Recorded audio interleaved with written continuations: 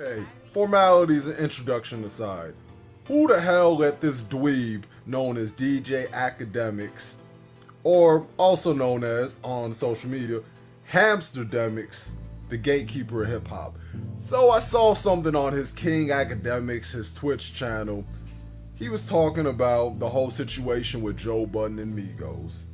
And I think to myself, how did this dweeb, how did this dude who goes around constantly promoting this fuck shit while telling Vic Mensa that he gives the War in Chirac channel, his content, constructive criticism, how did this same fool be able to become a gatekeeper in hip hop? Because that is what he is. If it wasn't for the likes of Akademiks and Worldstar and Vlad, that Jew, him too, if it wasn't for the likes of them, trust me, all the Tekashi 6ix9ines and XXX Tentaciones, the Lil Pumps, the Yachty's, the Uzi Verts, the 21 Savages of the world would not be in the place that they're in now. They would not be these prevalent figures who get highlighted in the mainstream industry, the realm of hip hop. Now, you have to be careful because he has influence over a lot of these kids, especially his chat niggas. You see, when I heard him describing the situation with Joe Budden and how he prides himself on looking at things objectively and how he had Joe's back, no, he wouldn't have Joe's back. He would not. Akademiks doesn't even have his own back. Because when Vic Mensa approached him, he couldn't even just stand by what he said. He was just making it look like, well, it's popular and everybody's doing it, so I just had to get my own take on it. I think they grew to understand the content wasn't just negative. Keith didn't like me, Dirk didn't like me. They didn't like you because you were this dweeb out here trying to be satirical and you were more or less making a profit out of Chicagoans. I mean, a lot of these kids wouldn't even have the perception of Chicago that they have. A lot of people in this generation, if it wasn't for the likes of you, Akademiks, you are pushing the envelope that CNN, ABC, Fox News, etc. pulls when it comes to talking about Chicago. So you can shut the fuck up. Now, granted, I will give him this. There were a few times where he was coming more constructively. Like when he was coming on the whole Donald Trump sending in the feds, or there was a college student who got killed and he posted that video back in 2014, and when he was going and he spoke about how the murder rates going up in 2016 when 2016 started. He does do it here and there, but for what it is, he was promoting coonery while making fun of coonery. How does that work out, Akademiks? You know what I mean? I also thought about how everyday struggle, how all these individuals managed to pull his whole card. Vic Mensa, like I said earlier, Ashanti, Joe does it like periodically. Joe Budden does that shit periodically.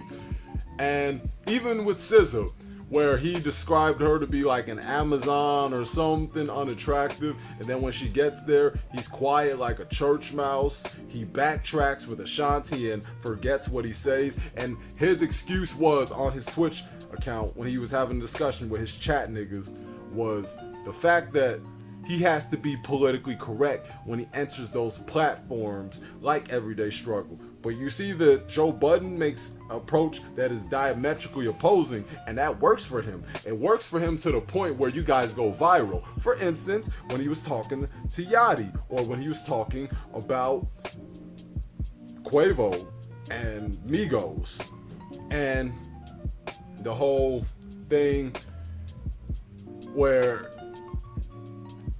he was saying you Akademiks keep promoting these fuckity fuck niggas. In particular, he was talking about XXXTentacion and his antics when he got jumped by Migos. And you are going to eventually get jumped because of that negative energy that you're putting out there and you're embedding within your content.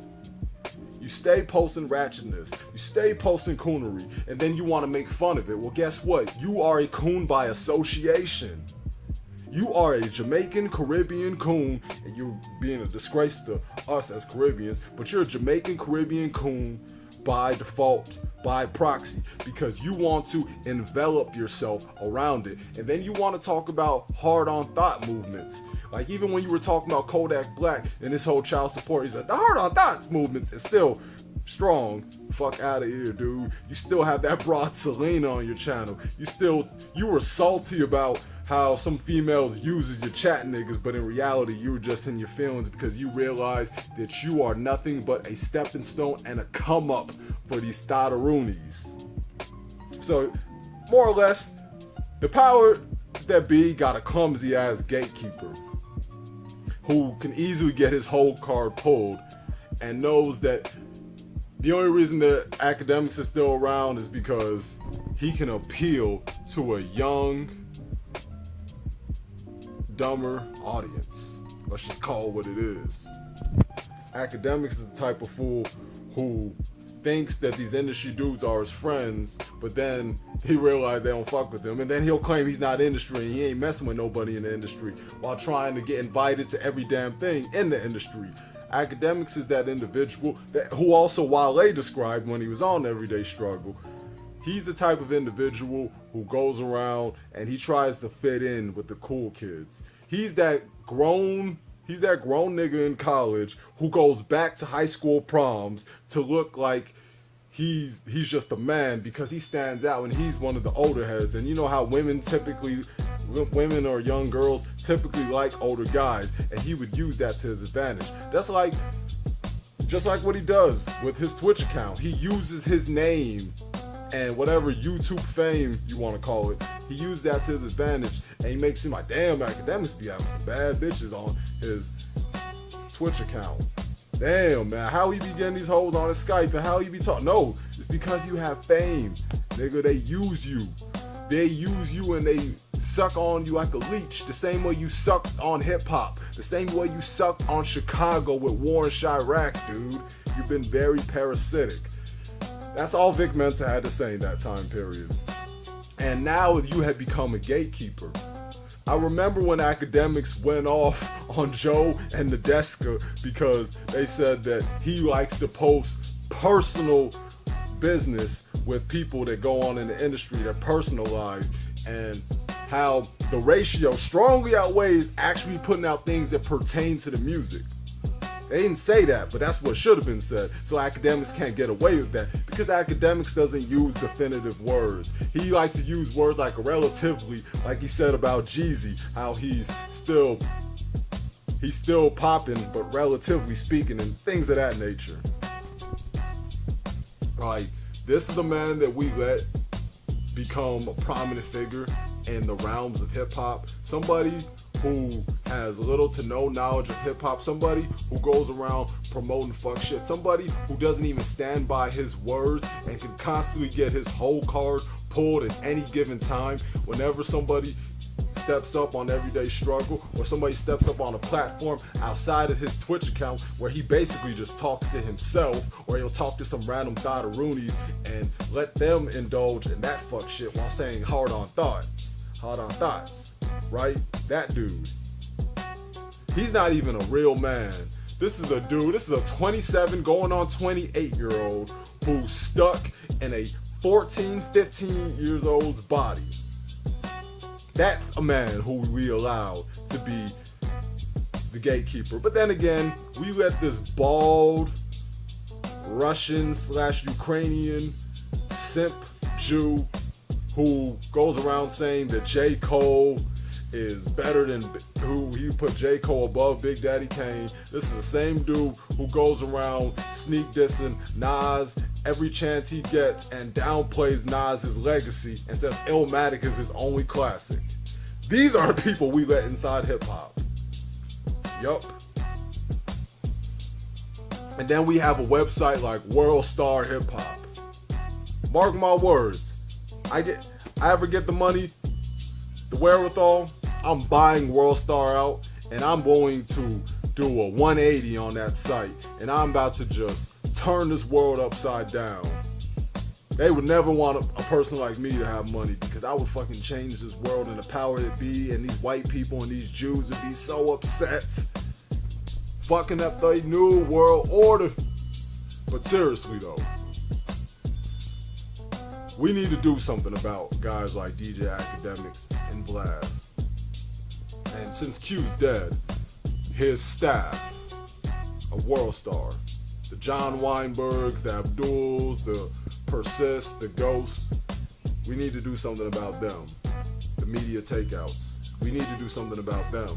Instead of letting them roam around and leech off of something that was built to bring primarily black people and other minorities on a form of empowerment. You know, because that's what music does. It brings people together.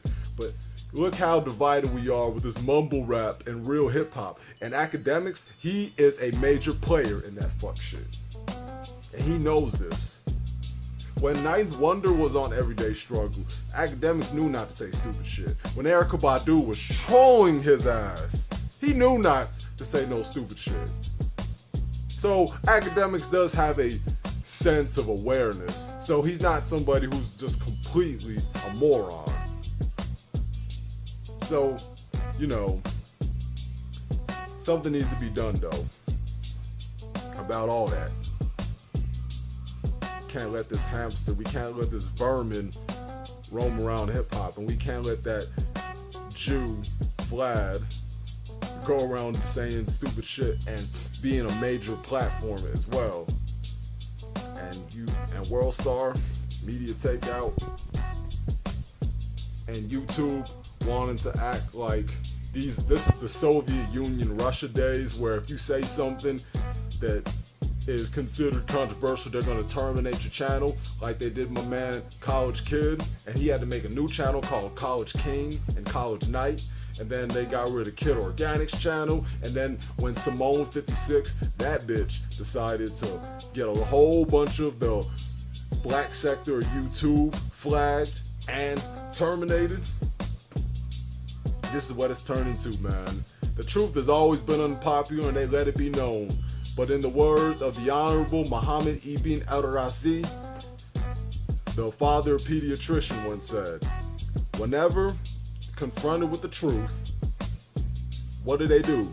They get angry, they spill blood, they always go at those who challenge them and look at them as their adversaries. They forbid any form of speculation.